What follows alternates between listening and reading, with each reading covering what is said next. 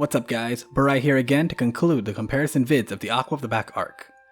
Now, episode 9 and the ending of chapter 16 will start a sequence of events that will foreshadow future events to come, especially to those who haven't read New Testament.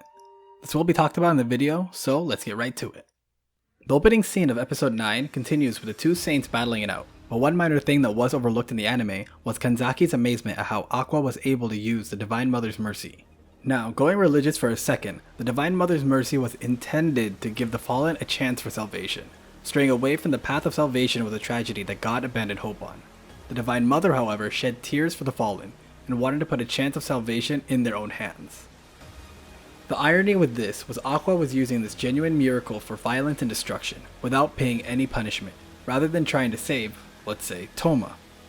Something that was also left out was a shining strike that Acqua smashed Kanzaki with. When he was reciting the spell, it kinda sounded like a cheat code. THMIMSSP TCTC DBPTT ROGB WIMAATH. He was actually using the Divine Mother's mercy to perform a miracle, and smacked all that into Kanzaki, and taking her down a level, along with everything around her, which the light novel stated as 100-meter radius. A bit before the title screen rolls in, Kanzaki in the anime talks about not letting Acqua use his talent to trample over reason and belief to drive that young man to risk his life. The light novel has a different version of this, but it's mostly Kanzaki's internal dialogue. As Kanzaki was losing strength to fight, words appeared in her mind from when she first met Toma in Academy City. How she worked hard to gain power to protect someone or something, yet she still tried to strike down Toma. How Toma had no power, yet would still stand up to anyone who needed help. Kanzaki remembered these words and saw herself in Acqua. She didn't want Acqua, who had so much talent, who was being so selfish with such an unimaginable power, to get away from her unscathed. Chapter 3 ends with the Amakuze members looking over the fight between the two saints. But one part that was missed, but I wish was put into the anime, was one internal dialogue. The Amakuze felt useless watching the two saints fight, and they were just standing there. They knew they could do nothing, but they also remembered that if a certain boy was here, no matter the power difference, he would rush over to help Kanzaki in a heartbeat. The chapter ends with a statement: the tremendous power being exerted was such that even if they weren't being hit directly, the hearts of anyone merely watching crumbled bit by bit. The next scene with Biribiri starts chapter 4 of the light novel. Now, this entire scene is closely accurate to the light novel, but the way it was presented in the light novel made this entire scene a lot more emotional. The light novel describes the scene as so. Toma was still on the brink of death, with electrodes still being taped to his cheek and arms, cords getting dragged along his body like it was forcibly removed, and his eyes were dilated the wrong way. Misaka still had Toma in her mind rent-free, saw him, and instead of going ape crazy, she broke her normal facade and went straight to him, with a worried face, and it didn't help that she knew he lost his memories. She thought when he defeated the strongest Esper in Academy City, this was a once-in-a-lifetime achievement for him. But, seeing him in that sorry state, she didn't know how many times he's risked his life to protect someone. And maybe, just maybe, one of those fights caused his memory loss. This entire scene is so important for future events that will occur. 1.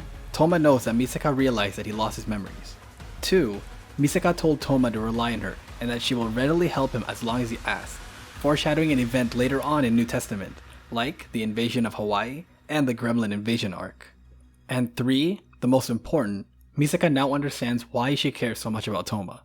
This imagery is shown at the last part of the scene, when Toma walks away and she couldn't do anything to stop him. Not because her spirit had been beaten due to his actions, but because a part of emotion pressed against her chest in a way where she couldn't move. Biribiri fell for the unlucky boy. The two saints were still fighting, although it was still very one-sided. More or less, this scene is a simplified version of the light novel, with only some descriptions left out, like if Kanzaki was to go full-powered saint mode, her body wouldn't handle it, compared to Acqua, who seemed to be at 200% because he had the elements of a saint and God's right seat in his body, something that was described as incompatible. Acqua talks about people with no powers shouldn't fight, and how these natural differences in ability is normal on the battlefield. The light novel continues this with Acqua telling Kanzaki that if she hated to get involved, she wouldn't be here in the first place. One internal scene that played out in the light novel that wasn't shown in the anime was the main reason Kanzaki left the Amakuze, and that came down to her immaturity. She hated the fact that even though she had the rare talent of being a saint, a status given to less than 20 people in the entire world, she couldn't control the ever-changing battlefield, causing her comrades to get hurt along the way. She thought that the only way to protect them was for her to face it all. She knew the people of the Amakuze were weak. She didn't want to be burdened with unnecessary losses or be dragged down because of her companions. The reason why she kept doubting this belief was because of Toma, because a boy with no extraordinary powers fought with everyone, and won with everyone. At that moment, she realized the only chance she had to protect Toma and beat Acqua was to work together again with the Amakuze. Unfortunately for me, the anime doesn't do this next scene justice. The anime has Kanzaki asking for their help, and they're quick to respond, but the light novel brings more life and emotion to this. When Kanzaki asked for their help, everyone initially had a hard time processing this. Some of the members were trembling, while others felt tears well up in their eyes. Why? Because they finally felt like Kanzaki, the former Supreme Pontiff, was finally recognizing them as their comrade, someone who can fight alongside her, not just some added baggage to drag her down. The extremely ordinary members like Tateyama and Itsuwa were needed to beat Acqua.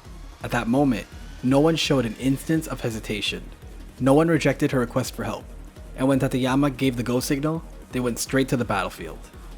The next scene not just showed a renewed Kanzaki, but a renewed Amakuze Church.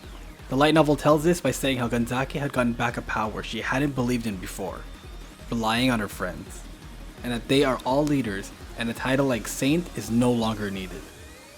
The rest of the anime coincides with the light novel, so I'ma just throw in one nice little fact. Acqua's weakness is a Saint Destroyer. Basically, Saint Destroyer makes a Saint's power overload for a few seconds, but for someone like Acqua, it's different. An example that the light novel presents is to imagine an engine that can run up to 1,000 kilometers per hour. Because of the strong force, it needed delicate care. If Acqua's Saint body were to shut down for even a few seconds, it would get overloaded with the power of the Divine Mother, causing him to self-destruct. One minor detail that was overlooked from the light novel was that Acqua smiled when he learned that they found out about his weakness, but it wasn't an arrogant smile.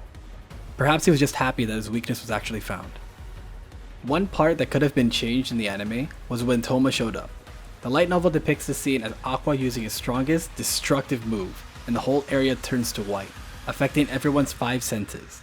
When Kanzaki felt her senses recovering, instead of losing them even more, she saw one guy stand there with his right hand, holding on to Acqua's mace.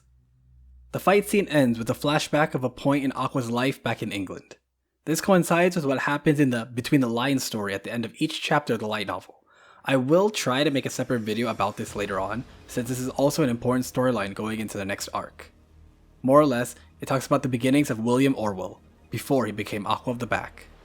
At the end of the flashback, we get to see the events of the epilogue of the light novel, and to be honest, it's all pretty much the same compared to the light novel. Although not fully side by side perfect, the last scenes of episode 9 do bring out the intentions of what's to come later on in the series.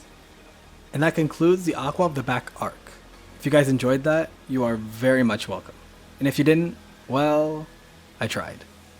It's always hard to tell whether the information that was left out from the light novel felt important or not, especially some of the scenes that felt more impactful compared to the anime. I also do plan on making another science anime video soon, so look out for that. Don't forget to subscribe if you haven't, and I'll see you all next time. Ciao!